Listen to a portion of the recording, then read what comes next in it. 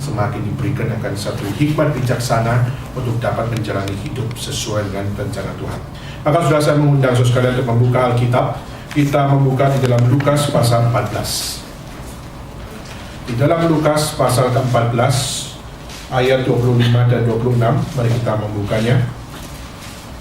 Lukas pasal ke-14. Lukas 14 ayat 25 dan ayat yang ke-26. Mari kita membaca bersama-sama bagian ini. 1, 2, 3. Pada suatu kali banyak orang berduyun-duyun mengikuti Yesus dalam perjalanannya. Sambil berpaling ia berkata pada mereka, "Jikalau seorang datang kepadaku dan ia tidak membenci bapaknya, ibunya, istrinya, anak-anaknya, saudara-saudaranya laki-laki atau perempuan, bahwa nyawanya sendiri, ia tidak dapat menjadi muridku." Sekarang kita tundukkan kepala, kita bersama-sama berdoa. Bapa dalam surga, kami menyerahkan akan waktu kami ke depan.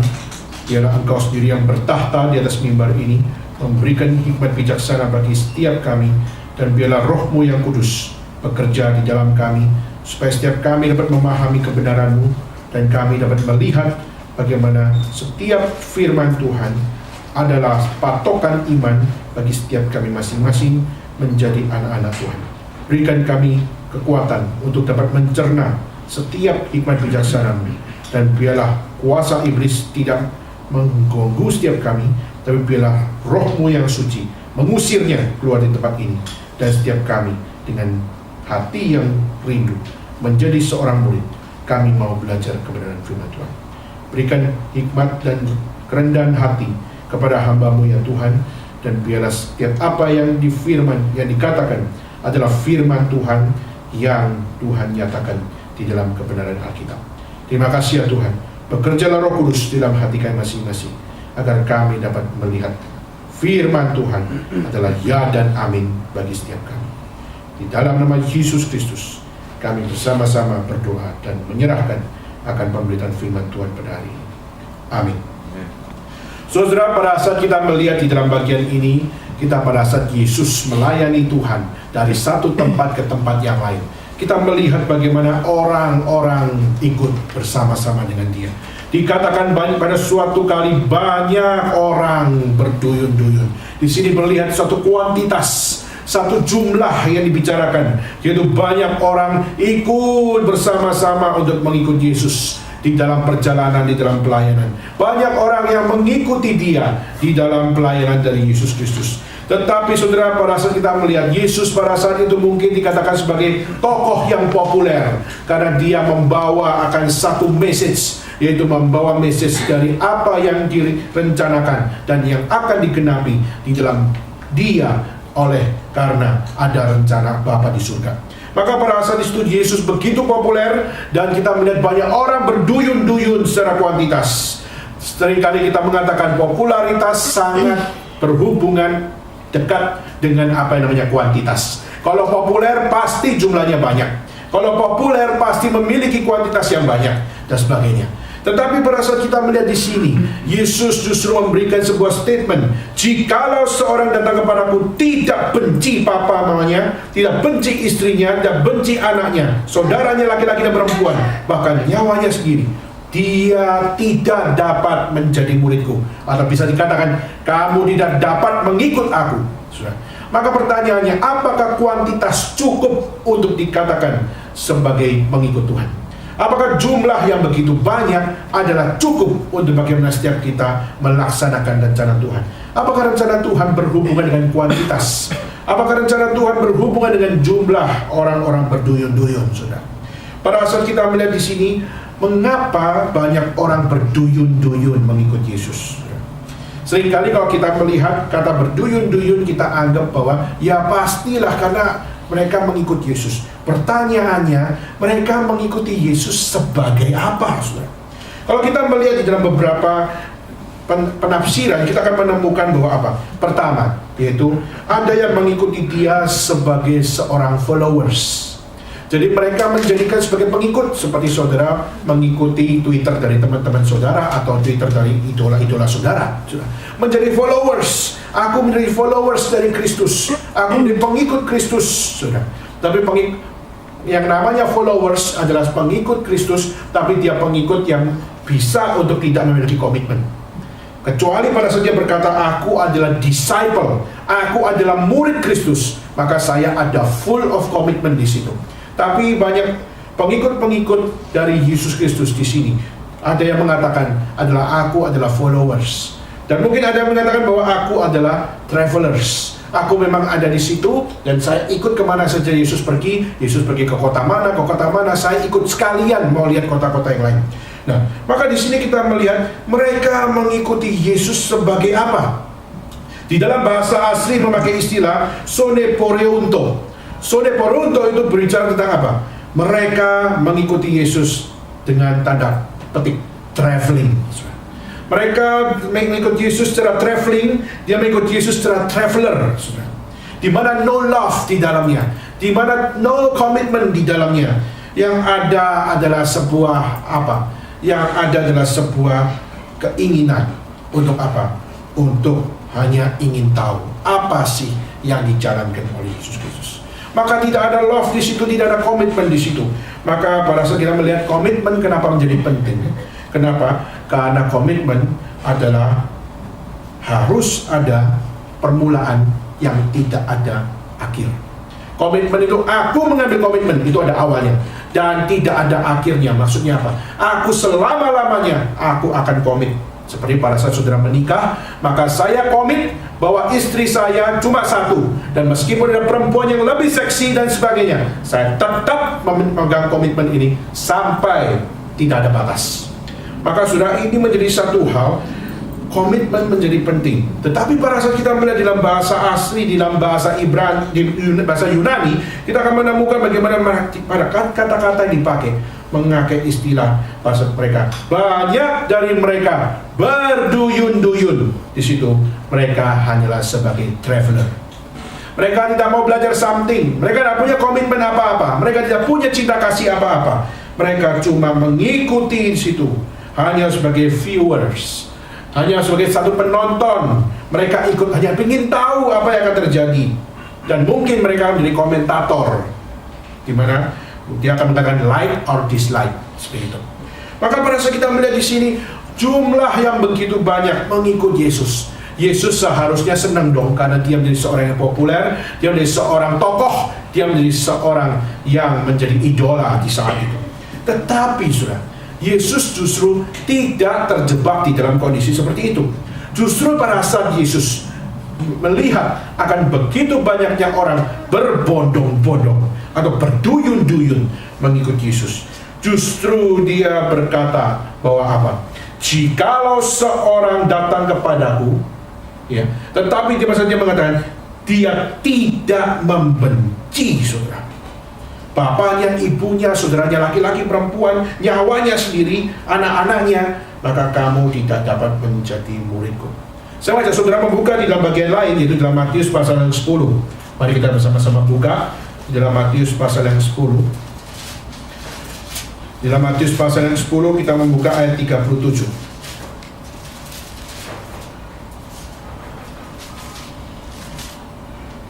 Barang siapa mengasihi bapa atau ibunya lebih daripadaku, ia tidak layak bagiku.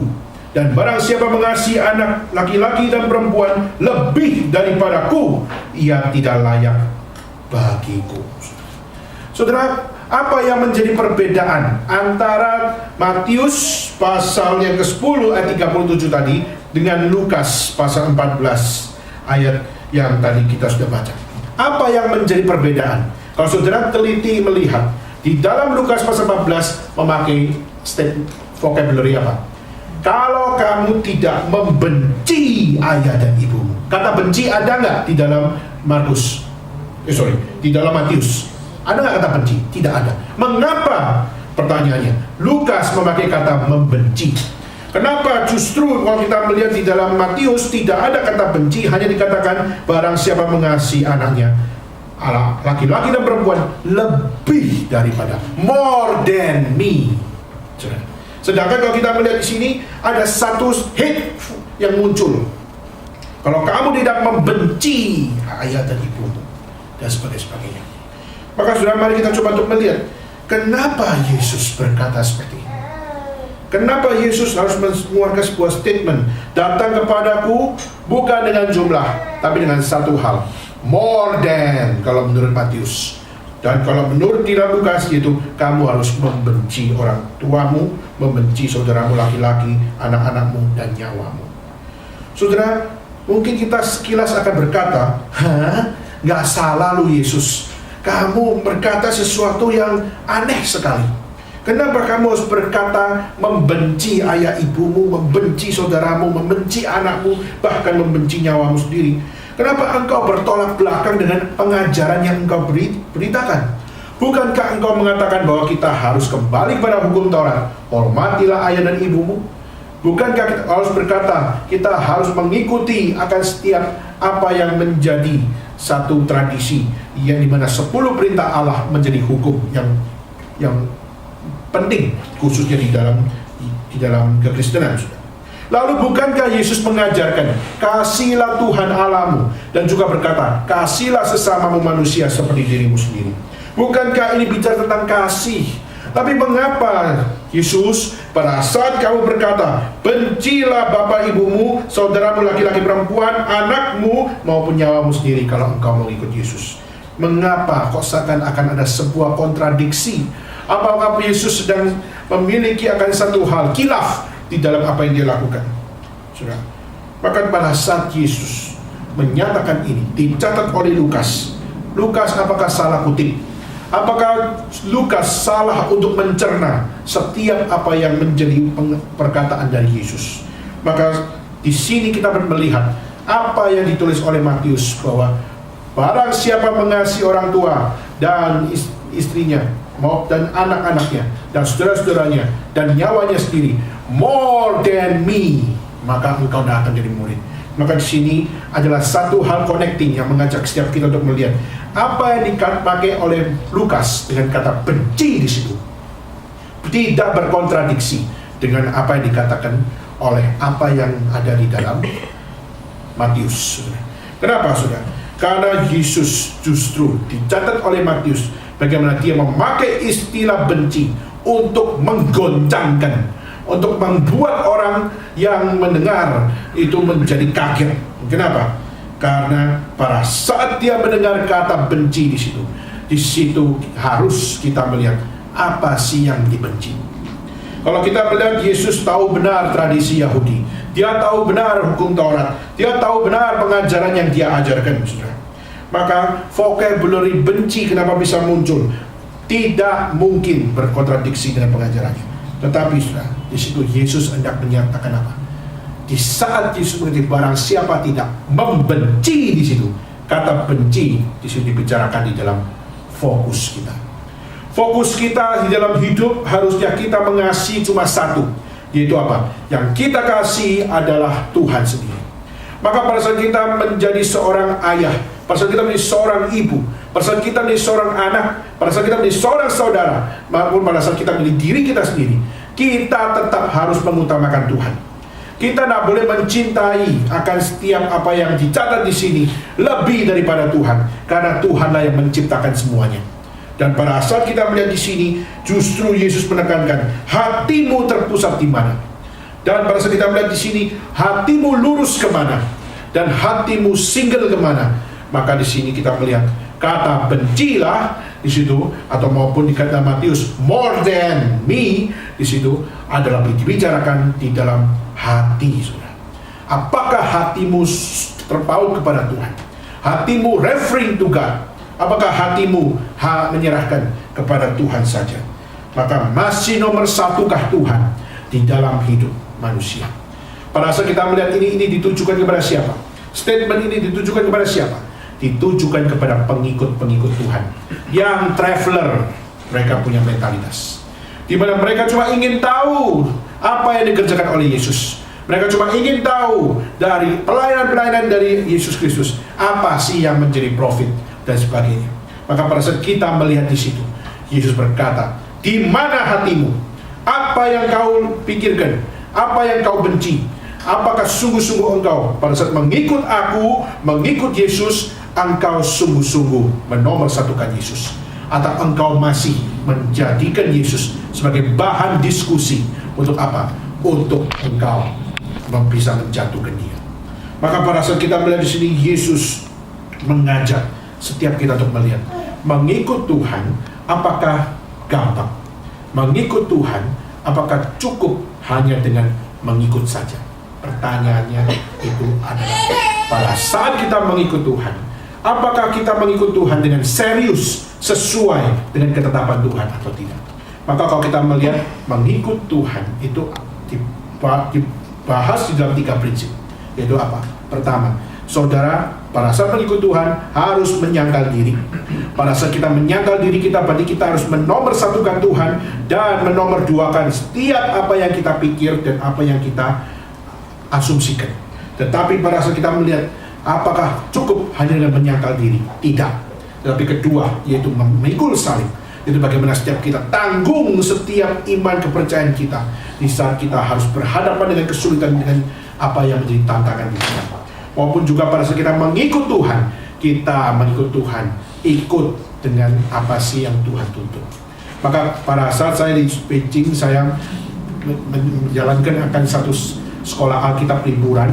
Di situ saya mengatakan satu hal, yaitu pada saat kita mengikut Tuhan, itu seperti anak kecil yang begitu cinta kepada mamanya, dan di mana dia tidak tahu apa-apa, yang dia tahu cuma mama, Dan di situ kata mengikut Tuhan itu kalau dalam bahasa Jawa namanya ngintil, sudah. Ngintil itu kamu pegang kaki mamamu dan aku tidak mau lepaskan, meskipun aku takut, aku gak mau lepaskan. Kenapa? Karena aku hanya bisa depend on my mother.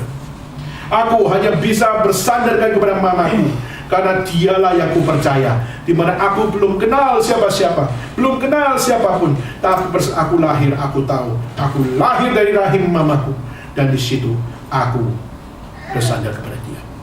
Maka sudah pada saat kita melihat di sini, mengikut Tuhan apakah bisa gampang sekali? Tidak, sudah. Yesus mengatakan, kau boleh berduyun-duyun mengikut aku, tapi aku tidak mau pengikutan yang berjiwa traveler. Aku mau engkau mengikut aku, mengikut secara murid, mengikut secara disciple, dan mengikut secara serius mengikut Tuhan. Maka saudara, mari kita bertanya, pada saat Yesus menuntut supaya pengikut-pengikut Tuhan berjiwa murid, saudara, harga apa yang harus dibayar oleh seorang murid?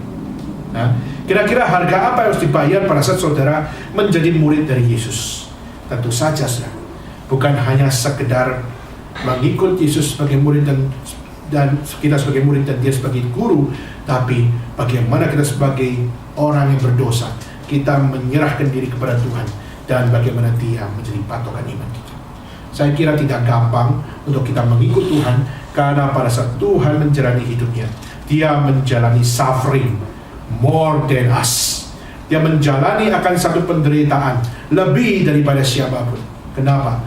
Di saat dia menjadi penderitaan itu bukan karena kejahatan manusia, tapi penderitaan yang dia jalani adalah karena sesuatu maksud yang benar, karena dia mau menebus dosa saudara dan saya. Bandingkan dengan penjahat-penjahat di sebelahnya yang juga sama-sama disalibkan. Tetapi pada saat mereka disalibkan, mereka bukan disalibkan karena kebenaran, mereka disalibkan karena apa yang namanya satu kejahatan. Maka di sini Yesus memanggil dan orang-orang yang berduyun-duyun berkata apa? Bahwa jika engkau mau mengikut aku, putuskan hubunganmu dengan hal-hal yang kamu anggap nomor satu. Putuskan hubunganmu dengan apa yang kau anggap penting dan terpenting di dalam hidupmu. Tapi engkau harus membawa Tuhan sebagai nomor satu di dalam hidup kita. Jika tidak, saudara, maka kita tidak mungkin mengikut Tuhan. Saudara datang ke gereja, maka saya anggap saudara juga berduyun-duyun datang. Tapi saya ingin saudara, mari kita membaca diri, meng-X-ray hidup kita masing-masing, dan bertanya, apa harga yang saya bayar pada saat jadi orang Kristen? Apakah saya sudah cukup menjadi murid Tuhan? Atau saya masih hanya berjiwa followers? Atau saya masih berjiwa akan travelers seperti yang dikutip di dalam Alkitab? Atau kita adalah seorang murid Tuhan, kita adalah seorang disciple, kita adalah seorang yang sungguh-sungguh mau mengikut Tuhan. Saudara, di dalam 2 bulan terakhir saya mempelajari akan konsep dari pelayanan dari hamba-hamba Tuhan yang menjadi tokoh-tokoh yang berada di Tiongkok. Khususnya saya mempelajari beberapa orang-orang khususnya yang melayani, baik seperti Andrew G, baik seperti John Sung, baik juga seperti Wang Mingtao, dan juga seperti pemikiran-pemikiran dari orang-orang Chinese yang Kristen, di mana mereka melayani di underground church. Di saat mereka melayani Tuhan, saya sangat kagum dengan satu hal di mana mereka pada saat memproklamasikan iman mereka sebagai orang Kristen, tidak pernah tercatat bahwa mereka murtad. Saya heran, saudara. Hamba-hamba Tuhan yang dikatakan sebagai seorang pelayan Tuhan, mereka hampir murtad, iya. Mereka hampir jatuh dalam kemurtadan, yes. Mereka karena harus diuji dengan penderitaan. Mereka harus diuji dengan satu hal. Kamu mau meninggalkan imanmu atau tidak? Kalau tidak, maka kamu akan dibunuh. Mereka diberikan akan satu teror-teror. Dan tidak sedikit dari mereka hampir murtad. Mereka hampir terpikir untuk apa? Mau meninggalkan Tuhan. Tetapi saya heran, dari setiap tokoh-tokoh yang ada, khususnya orang-orang yang menjadi tokoh-tokoh gereja di China, saya menemukan bagaimana mereka pada saat mereka mengimani kekristenan, mereka berani mati untuk itu. Mereka berani mati, bahkan mereka berkatakan bahwa apa? Mereka mengatakan, kalaupun kamu mau ambil tubuhku, mau ambil akan jiwaku, silakan. Kenapa? Karena jiwaku sudah diserahkan pada Tuhan. Jiwaku tidak bisa dihancurkan dengan kesakitan maupun diambil oleh penderitaan. Kenapa? Karena jiwaku sudah diterima oleh Tuhan, oleh Dia Sang Kekal. Dan pada saat melihat Andrew G, pada saat dia melayani keliling sampai ke ASEAN, dan melihat bagaimana pelayanan dia juga diberkati, melihat John Sung dari China sampai juga akhirnya sampai ke ASEAN dan sebagainya, kita melihat apa yang mereka kerjakan. Di situ mereka menyatakan bahwa apa? Aku pernah hampir menyangkal Tuhan, tetapi di saat itu, setelah aku tahu kebenaran, aku tidak akan lagi untuk apa? Mengurungkan niatku untuk apa? Untuk mundur. Aku akan maju. Aku menjadi murid Tuhan lebih dalam lagi untuk melayani Tuhan. Maka pada saat kita melihat di sini orang-orang yang percaya kepada Tuhan, dengan iman mereka percaya, mereka mengikut Tuhan secara pembayaran harga. Mereka tahu harga yang harus mereka bayar, darah mereka. Yang mungkin yang harus mereka bayar adalah perjuangan, keringat mereka yang mungkin akan banyak. Yang mungkin yang harus mereka bayar adalah apa? Adalah mungkin tua lebih dini. Karena dia harus berpikir, dia harus berjuang, dia harus bergumul dan sebagainya. Tetapi saudara, di dalam apa yang mereka jalankan sebagai murid Tuhan, kita dapat belajar melihat bagaimana mereka adalah orang-orang yang terus mengutamakan Tuhan. Maka hari ini saya ingin bertanya kepada saudara sekalian, apakah Yesus salah pada saat dia mengajarkan bahwa bencilah orang tuamu, bencilah akan istrimu, bencilah saudaramu laki-laki dan perempuan, bencilah anak-anakmu, dan bencilah nyawamu sendiri? Apakah pengajaran Yesus pada saat pengajaran itu adalah pengajaran yang salah? Maka di sini saya akan mengajak saudara untuk melihat, Bapa, menghormatilah Bapa dan Ibu. Itu adalah pengajaran Alkitab. Kasihlah sesamamu manusia, saudaramu laki-laki dan perempuan. Lalu katakan, kasihlah sama manusia seperti dirimu sendiri. Itu juga berjandang nyawa sendiri. Maka di sini kita melihat mengasihi orang tua, mengasihi saudara laki-laki, mengasihi nyawanya sendiri. Itu sudah Tuhan lihat dengan begitu detail. Dan pada saat kita melihat di sini, pada saat Yesus mengatakan kata benci di sini, atau di dalam Matius lebih diutamakan dengan kata kamu mencintai lebih daripada aku, maka Yesus berkata bahwa kata murid hanya melekat kepada apa yang benar, entah itu dalam definisi maupun juga di dalam motivasi. Maka saya ingin bertanya, di saat kita menghormati ayah dan ibu, motivasi apa? Apakah dengan engkau menghormati ayah dan ibumu, engkau memuliakan Tuhan? Atau engkau hanya terjebak di dalam menghormati ayah dan ibumu, tapi engkau tidak melihat ada satu posisi yang lebih tinggi daripada ayah dan ibu, yaitu Tuhan di atas ayah dan ibu. Di saat saudara mengasihi saudaramu laki-laki dan perempuan, apakah engkau masih melihat yang lebih tinggi daripada ayah, daripada saudaramu laki-laki dan perempuan, yaitu Allah sendiri? Di saat saudara melihat nyawamu sendiri, apakah engkau masih melihat satu posisi yang lebih tinggi dari nyawamu sendiri, yaitu Allah sendiri? Saudara, disinilah yang menjadi concern dari Yesus Kristus. Yesus bukan berkata benci di dalam pengertian manusia. Kata benci yang dipakai di dalam pengertian Tuhan, yaitu bicara tentang menomorsatukan kebenaran dan meniadakan ketidakbenaran. Maka tidak bisa menjadi murid Tuhan jika tidak kita kembali kepada konsep yang benar. Kenapa? Karena Tuhan tidak hidup di dalam kesalahan. Tuhan tidak hidup di dalam satu problematik.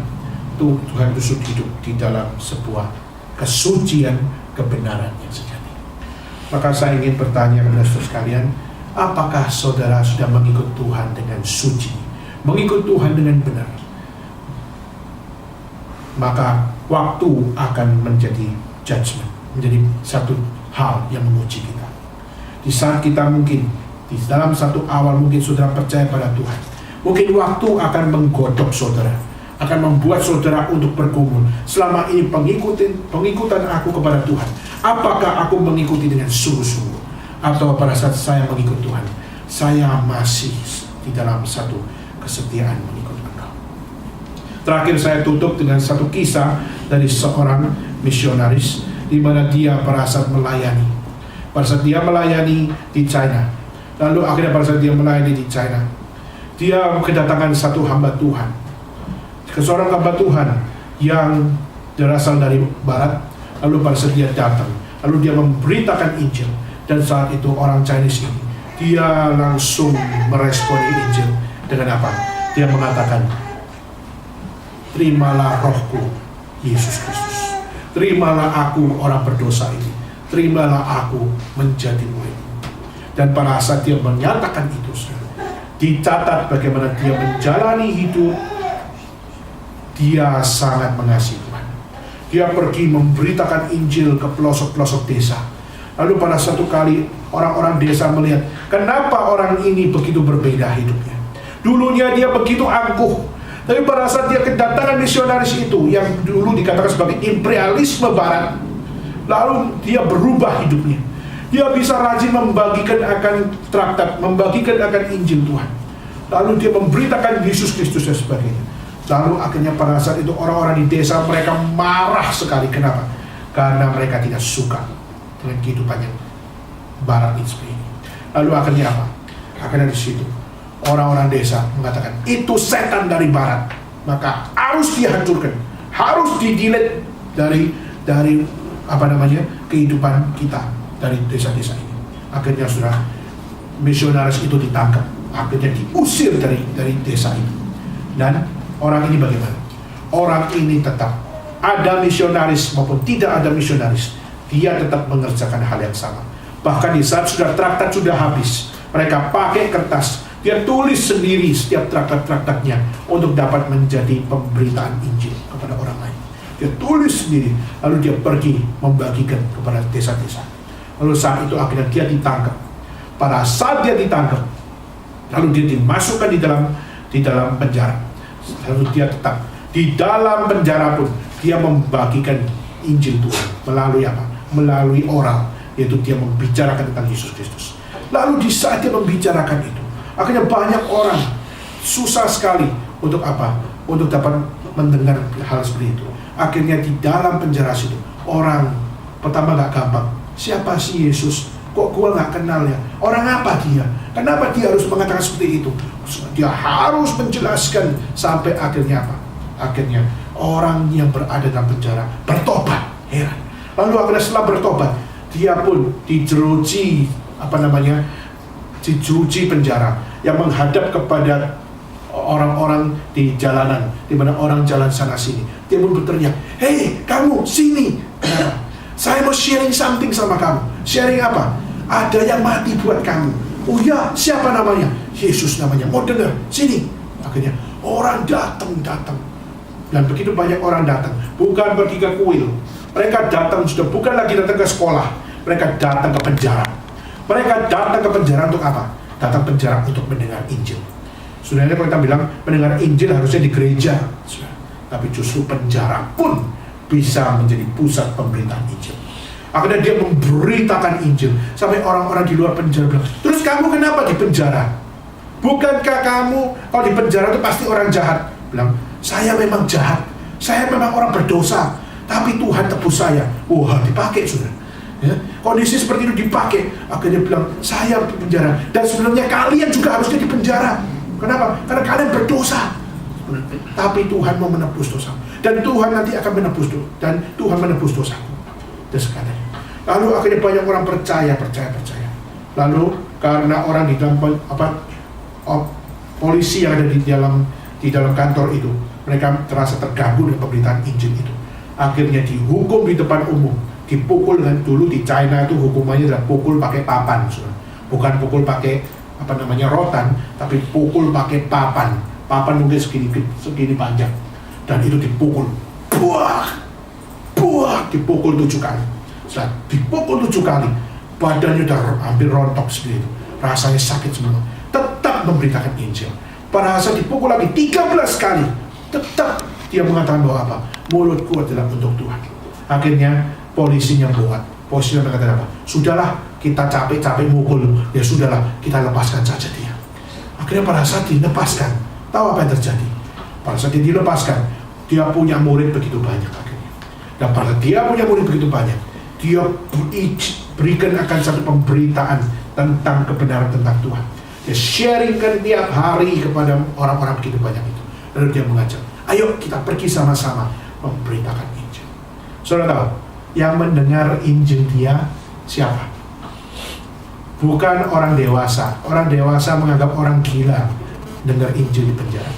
Tahu siapa yang mendengar? Anak-anak kecil sudah. Anak-anak kecil, mereka dengerin, "Oh, kalau Yesus orang jahat bukan sih, orang baik ya." "Oh gitu. Terus kamu di penjara, kamu jatuh baik toh?" Loh, bertanya. Akhirnya selama berkali-kali, akhirnya apa? Mereka menjadi pendengar awalnya, tapi akhirnya mereka menjadi murid Tuhan.